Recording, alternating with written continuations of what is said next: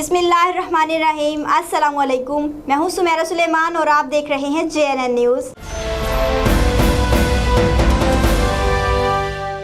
शेखुपुरा में हाफिजाबाद रोड पर दो मोटरसाइकिल आपस में टकरा गए, 4 अफराद जख्मियों को शेखुपुरा डिस्ट्रिक्ट अस्पताल मुंतकिल कर दिया गया।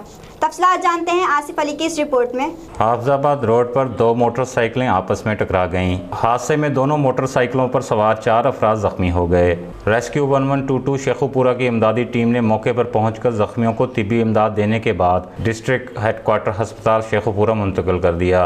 जख्मी होने वालों में सुल्तान वल्द सिकंदर 35 साल सकना हाफिजाबाद, मोहम्मद ज़ुबैर वल्द हाजी अब्दुल लतीफ़ 35 साल सकना हाफिजाबाद, मोहम्मद शरीफ 70 साल सकना अजनिया वाला और गुलाम नबी वल्द गुलाम रसूल 60 साल सकना नौशहरा वर्का शामिल हैं।